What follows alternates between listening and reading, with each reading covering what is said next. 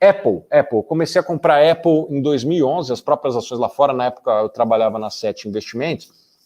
E o que acontecia lá em 2011, 2010, 2011, né? O dólar estava muito baixo, né? Estava 1,50, 1,60. E uma percepção nossa, e não era uma visão negativa, mas era uma questão de diversificação. A gente falava, poxa, um imóvel em Nova York estava mais barato do que um imóvel no Rio. O Big Mac no Brasil era mais caro do que o Big Mac fora, etc. A gente olhava para tudo isso e a gente já tinha visto momentos no passado que acontecia isso. Volta e meia acontece isso no Brasil, o pessoal se esquece, mas volta e meia nossa moeda fica muito forte, né? E a nossa percepção era o seguinte, cara, será que só existem bons negócios no Brasil? Vamos ver se existem, aproveitar esse momento aí de moeda forte e ver se tem negócios bons fora do Brasil, né?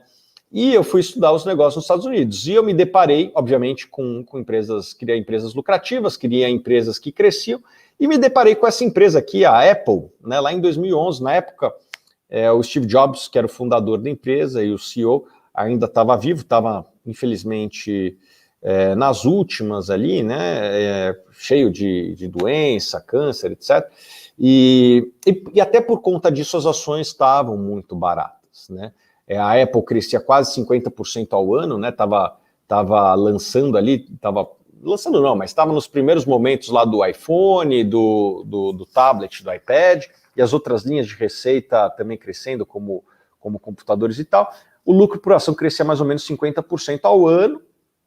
Você tinha uma empresa altamente rentável, margens elevadas, uma empresa que não tinha muito capital empregado, né? A maior parte do capital de fábricas é feito justamente por empresas terceirizadas como a Foxconn. Então a empresa conseguia crescer gerando caixa, ao contrário de várias startups que a gente vê hoje, né? Que crescem e ainda consomem caixa. A Apple não. A Apple conseguia crescer gerando caixa. E eu via aquilo e falava, poxa, o único motivo é a presença do Steve Jobs, que provavelmente não vai durar para sempre aqui, né? Isso lá mais ou menos agosto de 2011. Falei, poxa, deixa eu estudar a sucessão. E o que eu vi era um corpo de executivos muito competente. Obviamente que o Steve Jobs era importante para a empresa, e o argumento que existia na época era, essa empresa sem o Steve Jobs vai sumir.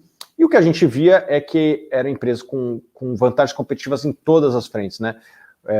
Consumidores ultra fiéis, marca muito forte, um custo de mudar de plataforma muito alto. Naquela época, as plataformas alternativas, diga-se o Android, ainda não eram tão fortes assim, né? Obviamente que hoje é um pouco melhor o Android, eu entendo que tem a gente aí que usa Android, tem gente que usa iOS, é um pouco meio que nem torcida, né? Tem que nem torcida de futebol, tem gente que prefere outro, mas naquela época o Android estava muito embrionário ainda, se não me engano, no Android de 2009, né?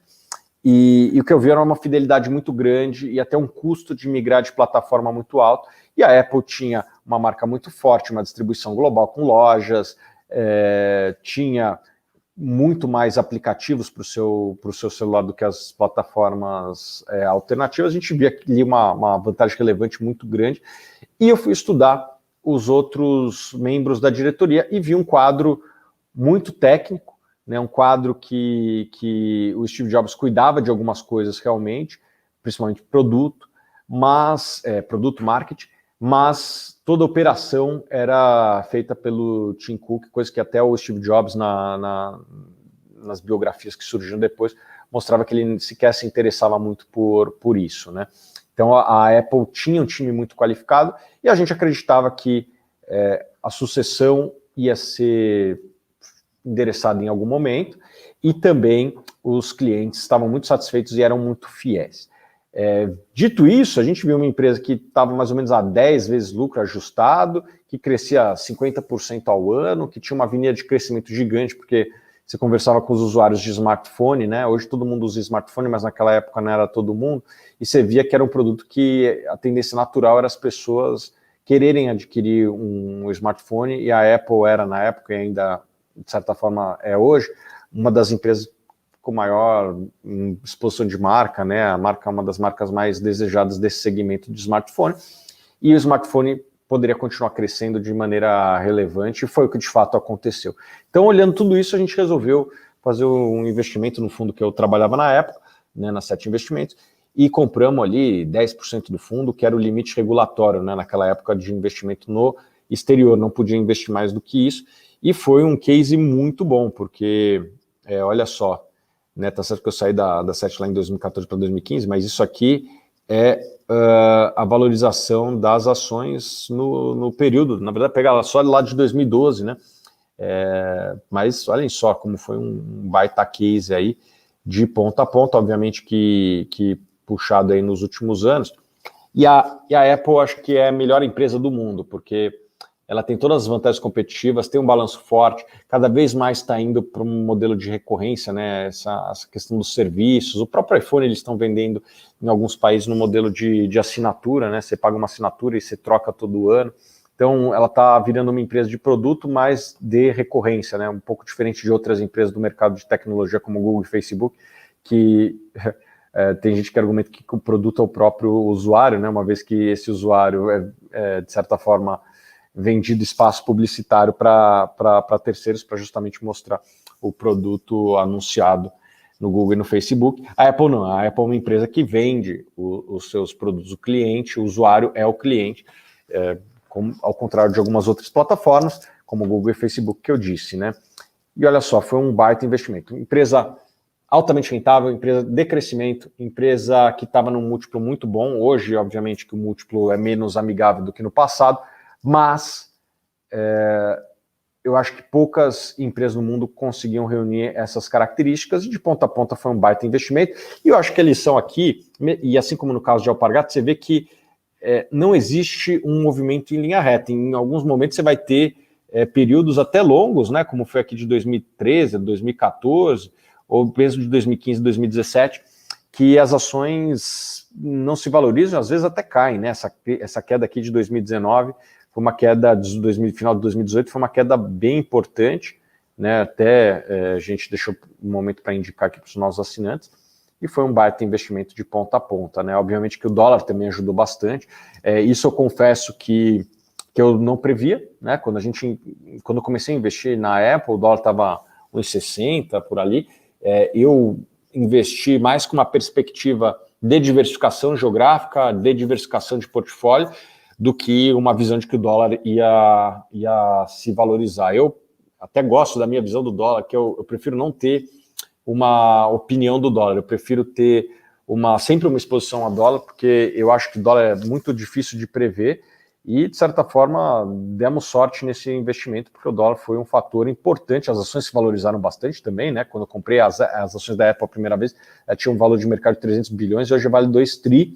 Isso que recomprou muita ação no caminho, acho que recomprou uns 20% das ações, então a ação se multiplicou por 6, 7 vezes nesse período, e o dólar também ajudou. Então foi um case explosivo aí de valorização. Foi um dos melhores cases, talvez o melhor case da minha vida, as ações da Apple, né? Então, acho que a lição aprendida é essa, que as boas notícias vêm de uma boa administração, né? Olhar para a gestão e seus sucessores é essencial. Eu acho que, assim, quando eu comprei ações da Apple, tinha unidades de negócio que sequer existiam, né? O próprio AirPod, que tem gente que faz estimativas que, se fosse uma empresa independente, valeria 200 bilhões de dólares.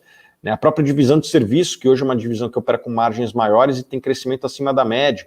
A divisão de serviços é Apple Music, e todas as assinaturas que eles vendem digitais. Você quer mais espaço na rede? Eles te vendem isso daí. Eu, inclusive, sou assinante desse serviço aí de mais memória para ter minhas fotos ficarem na nuvem. Esse não era um serviço relevante quando a gente começou. Mas quando você tem uma boa administração, os caras tiram a coelho da cartola. Então, acho que essa é uma lição aprendida, né? Quando você investe numa empresa que é muito bem tocada, como é o caso da Apple, a gestão ela sempre consegue criar novas receitas e, obviamente, como no caso da Apple, não só cria receita adicionando valor para o cliente, né? O AirPod, foi uma grande inovação, agora vem as outras marcas copiando, mas é um negócio que o cliente precisava, queria, né? E tanto é que tem uma demanda gigante, tem o Apple Watch, tem várias outras receitas que quando a gente comprou, a gente sequer imaginava, né?